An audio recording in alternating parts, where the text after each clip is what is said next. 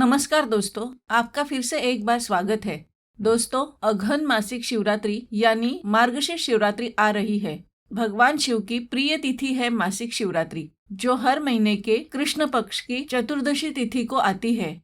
सनातन धर्म में पति की लंबी आयु, बच्चे के अच्छे स्वास्थ्य के लिए कई व्रत किए जाते हैं, लेकिन एक ऐसा व्रत है जिसके प्रभाव से पूरे परिवार का कल्याण होता है। वो है मासिक शिवरात्रि व्रत। आज मैं आपको अगहन शिवरात्रि के बारे में जानकारी दूंगी। ये शिवरात्रि कब पड़ रही है, पूजा का शुभ मुहूर्त क्या होगा, इस शिवरात्रि का क्या विशेष महत्व है, इस दिन क्या करे क्या ना करे, हर एक चीज के बारे में सटीक जानकारी आपको मिलेगी। साथ ही मैं बताऊंगी इस दिन करने लायक एक ऐसा उपाय जिससे आपका जीवन पूरी तरह से बदल जाएगा।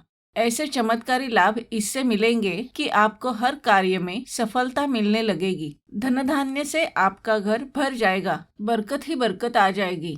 किसी चीज की कमी कभी महसूस नहीं होगी। तो वीडियो को पूरा देखें और ऐसे पवित्र मौके पर कमेंट बॉक्स में ओम नमः शिवाय जरूर लिखें। और आपसे गुजारिश है कि वीडियो पसंद आए तो इसे लाइक करें, चैनल को सब्सक्राइब करें और बेल आइकन को दबाएं। आपकी प्रतिक्रिया हमारे लिए बहुत कीमती है। दोस्तों, शिवरात्रि भगवान शिव और शक्ति के अभिसरण का विशेष पर्व है। मान्यता है कि मासिक शिवरात्रि के दिन व्रत करने से भगवान शिव की विशेष कृपा द्वारा कोई भी मुश्किल और असंभव कार्य पूरे किए जा सकते हैं।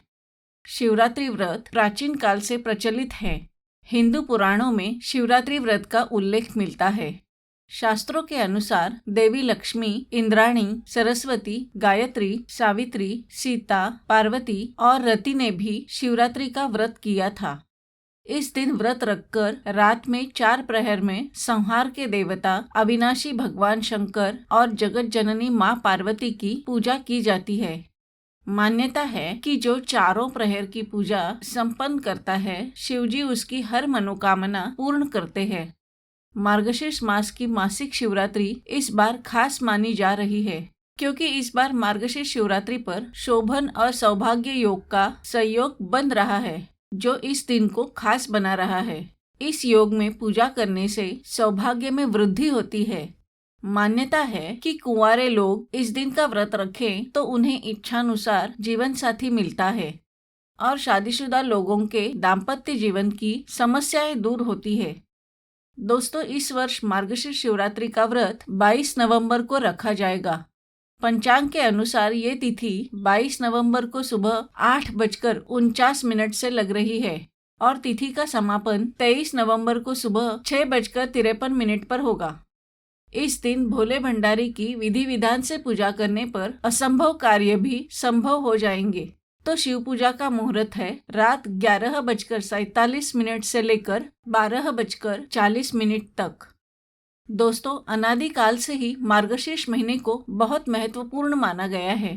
वेदों के अनुसार इसके नाम स्वरूप ये मास सभी महीनों में शीर्ष पर होने के कारण सबसे ज्यादा खास है। सतयुग में इसी महीने से नए साल की शुरुआत होती थी। इसे अगहन भी कहते हैं। अगहन यानी आगे रहने वाला, अर्थात साल का पहला महीना।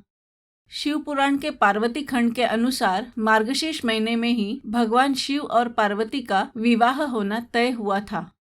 मान्यता है कि जो इस शिवरात्रि के दिन शिव शक्ति की उपासना करता है, उसका जीवन खुशियों से भर जाता है। शिवरात्रि पूजन मध्यरात्रि के दौरान किया जाता है। मध्यरात्रि को निशिता काल के नाम से जाना जाता है और ये 2 घटी के लिए प्रबल होती है। एक रात में 4 प्रहर होते हैं और चारों प्रहरों में भगवान शिव का दूध, दही, शहद और घी से अभिषेक किया जाता है। पूजा के दौरान महामृत्युंजय मंत्र का जाप निरंतर किया जाता है। ऐसा करने से भगवान भोलेनाथ अपने भक्तों से प्रसन्न होते हैं और उनकी सभी मनोकामनाएं पूर्ण कर देते हैं। दोस्तों, शिवरात्रि पर शिवलिंग को पंचामृत से स्नान कराएं, 8 लोटे केशर मिश्रित जल चढ़ाएं, पूरी रात्रि का दीपक जलाएं, चंदन का तिलक लगाएं। पूजा में सभी सामग्री चढ़ाते हुए ओम नमो भगवते रुद्राय, ओम नमः शिवाय, रुद्राय शंभवाय, भवानी पतये नमो नमः इस मंत्र का जाप करें। आक, 3 बेलपत्र, भांग, धतूरा, जायफल, फल, मिष्ठान, मीठा पान, इत्र और दक्षिणा चढ़ाएं। सबसे बाद केसर युक्त खीर का भोग लगाकर प्रसाद बांटे। इन कुछ खास चीजों का ध्यान जरूर रखें।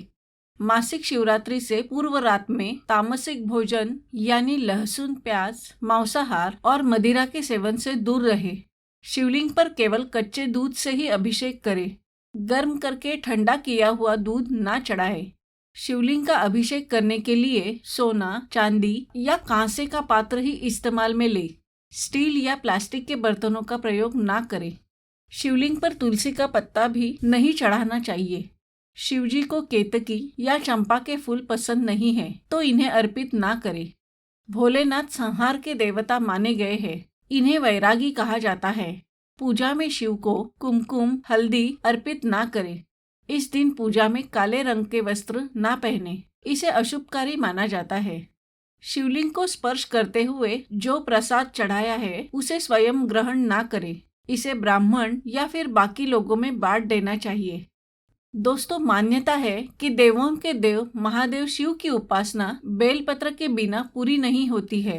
कहा गया है, त्रिजन्म पाप संहारम एक बिल्व शिवार्पणम, अर्थात केवल एक बिल्व पत्र शिवजी को अर्पण करने से 3 जन्मों के पापों का विनाश हो जाता है। दोस्तों, शिवपुराण में बिल्व वृक्ष का चमत्कारी महात्म्य बताया गया है। शिवजी ने इसे कल्प वृक्ष के समान सभी कामनाओं की पूर्ति करने वाला बताया है। बिल्व संपन्नता का प्रतीक है। बिल्व पत्र अत्यधिक पवित्रता प्रदान करने वाले और समृद्धि देने वाले हैं। बिल्व वृक्ष में माँ लक्ष्मी का वास होता है, इसलिए माना जाता है कि इसकी पूजा करने से दरिद्रता दूर होती है। धन विषयक समस्या से घिरे हों, धन आगमन में बाधा हो, धन नहीं टिकता हो, ऐसी हर प्रकार की समस्या का समाधान शिवलिंग पर बिल्व पत्र अर्पित करने से हो जाता है। कोई गंभीर कष्ट हो, मृत्यु भय सता रहा हो, बीमारियों से त्रस्त हो या असाध्य रोग से मुक्ति हेतु बिल्व पत्र का पूजन कर उसे शिवलिंग पर चढ़ाना चाहिए। तो ओम नमः शिवाय का उच्चारण करते हुए शिवलिंग पर बिल्व पत्र समर्पित करें। आप केवल शिव शिव कहकर बेलपत्र अर्पित कर सकते हैं। बेलपत्र में 3 पत्तियां होना अनिवार्य है। पत्तियां कटी फटी ना हो, ना ही उनमें कोई छेद हो। बेलपत्र शिवजी को अर्पित करते समय उसका आगे का भाग शिवजी को स्पर्श होना चाहिए, अर्थात बेलपत्र सीधे तरफ से अर्पित किया जाता है। बेलपत्र कभी बासी और अशुद्ध नहीं होता। एक ही बेलपत्र को जल से धोकर कई बार चढ़ाया जा सकता है। बिना जल के बेलपत्र अर्पित नहीं करने चाहिए। बेलपत्र के साथ जल भी अर्पित करें। आज जो उपाय हम आपको बताने जा रहे हैं वो बेलपत्र से संबंधित है। आपको सिर्फ इतना करना है कि विधिवत पूजा अभिषेक करने के बाद मंत्र जाप के बाद शिवलिंग पर अर्पित हुए 2 बेलपत्रों को उठा लेना है। एक तरह से ये बेलपत्र अभिमंत्रित हो जाते हैं। इसमें से एक बेलपत्र शिवलिंग के समक्ष ही आप खा ले। दोस्तों, शिवलिंग पर चढ़ा हुआ बेलपत्र खाने से बड़ी बड़ी समस्याएं समाप्त हो जाती है। शिवजी के आशीर्वाद से जीवन की हर मुश्किल, हर बाधा समाप्त हो जाती है। खासकर स्वास्थ्य की किसी भी तरह की समस्या नहीं रहती। इसका शास्त्रीय कारण भी मैं बताऊंगी। दोस्तों, दूसरे बेलपत्र को अपने हृदय के पास यानी ऊपरी जेब में हमेशा रखें। सात्विकता बरतें और इसे हर कार्य करते समय अपने पास रखें।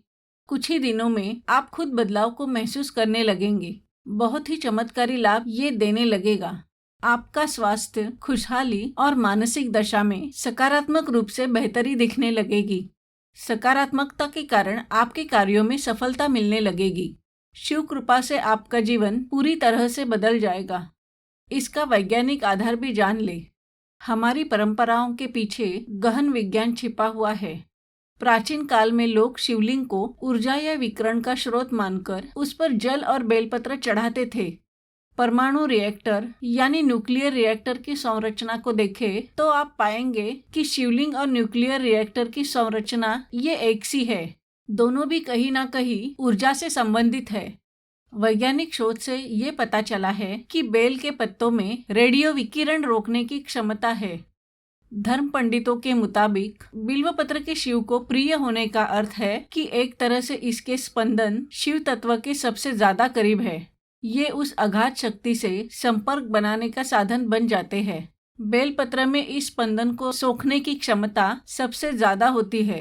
बिल्वपत्र ऊर्जा सोखकर आपको पोषित करने में मददगार साबित होता है। ये उस स्पंदन को लंबे समय तक बनाए रख सकता है। इसे आप अपने साथ रखते हैं तो इसका चमत्कारी असर आप आजमा सकते हैं। आप अपने भाग्य को बदल कर रख सकते हैं। अभी बस इतना ही। ऐसे ही और वीडियो देखने के लिए चैनल से जुड़े रहें, लाइक करें, सब्सक्राइब करें, बेल आइकॉन को दबा लें।